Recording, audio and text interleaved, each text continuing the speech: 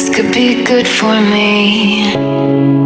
Lately I was feeling like Hello everyone, you're welcome to Salvation Therapy. What's up to my new subscribers? Thank you for stopping by. Thank you for subscribing. And if this is your first time here, please subscribe to the channel. My name is Onozasi, and this is the place where we talk about very transformational things and share really inspiring stories. It's a gospel, it's about God, it's about, encouraging content. And ladies and gentlemen, I got a guest in the building. Not new. She's been on this channel before when we're still, before we transformed, right?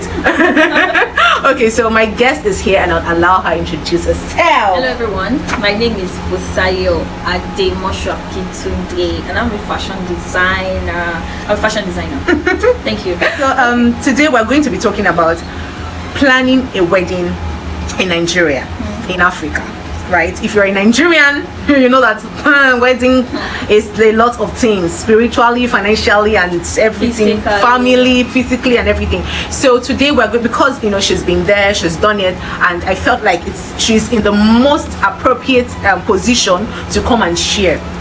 Now let's talk about the period you knew that okay, we're not doing relationship again, we are going to marriage. I know that we're still going to bring our husband here because this is supposed to be like a dual thing with our husband. But when did you realize that okay, if wedding comes now, if marriage comes now, I am prepared for it? First and foremost, there is no book to this thing. Whatever works for me may not work for another person. But then stability, and what stability is that you have to be financially stable. At least have something you're doing. I mean, one of you has to be very stable. If the other person is not so stable, at least have something you're doing. Make sure you have something coming in. So that's when I realized that I think I can do this. And then I have a very supportive partner. So then I knew like, okay, yes, we could actually do this. And then we started. So have something that you're doing, it's very important. Okay, so now let's talk about the planning. And we're going to break it into 3 dimensions: family, mental, and then spiritual. So let me first of all go to the mental part. How was it mentally for you when you started planning your wedding? Mentally it wasn't easy. I won't say it was easy, but then I just knew that I wanted to do this and then I'm with the right person, you get. But then you thinking of the fact that you're going into something new, you're going to move in with somebody, your things will no longer be in place. You have him come in and then put things here and there. That alone was something I just had to like take in already because I love my space a lot. And then it's not just easy. Like you preparing yourself mentally that you just have to like care for someone now. As much as you take care of yourself, you have to take care of your partner. That alone is a lot. Some people will be like, no, it's not so much. It's a lot. Like you thinking in your head that okay, you have to wake up in the morning, you pray together, then you have to get set for work. He has to get set for work. You'll be responsible for him. You'll be responsible for you. Even to himself, it wasn't easy. You get like he himself was thinking in his head, I'm sure that will be thinking in his head that how is he going to take care of this lady? How am I going to manage her? So it's a lot. You have to be mentally prepared too. Like you have to be mentally prepared that okay, I'm doing this and I'm doing this and I'm doing this with God. So it's very, very important. Like with God, I'm doing this and I'm doing this. Now let's go to the aspect of family. How was it like? It wasn't easy, especially with my mom. My mom was a lot. She was a lot. So we told her I wanted a small wedding. She said, typical did I did for these people. I carried gele. I said, okay. At some point, you said, okay, mom, we want to use an invite though. Without invite, you can't come into my wedding. You are titani. That is how you people create enemy for yourselves. What is the big deal if people come into your wedding, blah, blah, blah. So now then I knew that, there are some things that cannot be easy with her.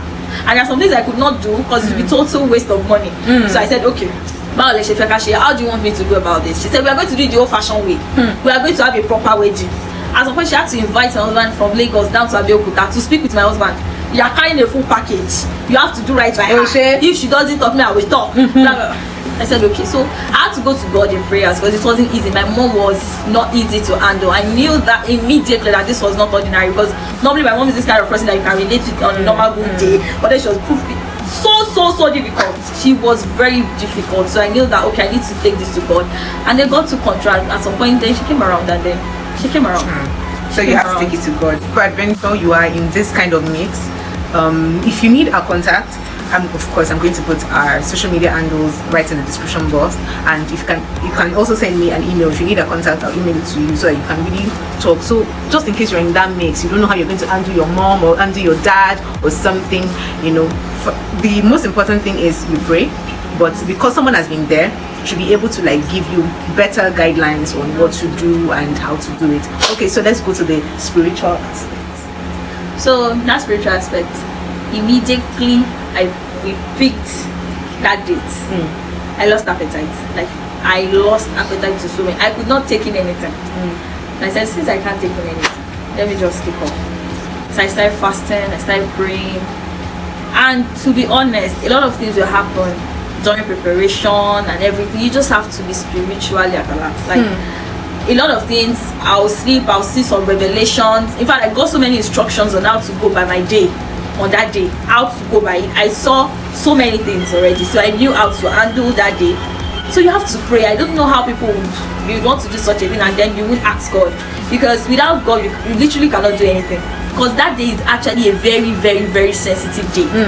Do you get? You have to be sensitive about so many things. Like you're going to get instruction on how to dress up. People get instructions on how to deal with their guests before walking down the hall. You get everything. So you have to pray. I prayed, and myself and my partner actually. So he himself knew that this is no joke. He knew already this is no joke, and then we actually did it. I actually believe that everything is, no matter how little something is in this life, everything is spiritual. The spiritual controls the physical, so you have to pray, you have to declare and everything. So now let's just also delve into sourcing for wares and everything, because this is where a lot of people miss it, that they overspend, they borrow money because they want to look some particular. And there are places you can go to in this country and you will get quality at a cost-effective rate. So how did you source? First and foremost, when I started this whole preparation, I didn't inform anybody. Like it was just like 2-3 of my friends that knew, okay, someone is getting married so time. All I was doing since we picked the dates, was source for my wedding dress, for my child wear, my color, my bouquet, my ring, everything. Even before I should be thinking, I was taking care of myself first. I was taking care of my partner first. In terms of getting things you need, people have to be very, very careful, because once they hear the word wedding, they will just change the price for you immediately, and then most of these things you actually not need them later. Let me be honest. My own wedding dress, I was telling my sister that I want to go to so place. I don't want to mention names. When I got to the store, I actually saw the wedding dress I love so much.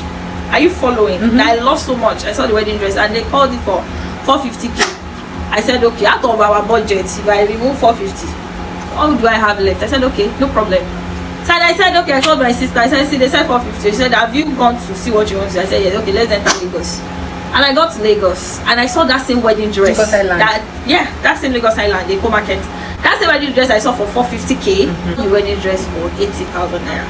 What? For 80,000 naira. And when I saw the wedding dress, I lost interest immediately, because like I don't understand. Like I was so pissed. Like, is this how people are ripping people off? Like 450. 80,000, that's just a lot. And when I saw the wedding, I said I wasn't going to pick first queue, go to Eco Market. So Eco Market, we have China, we have UK use, we have anyone you want. Okay.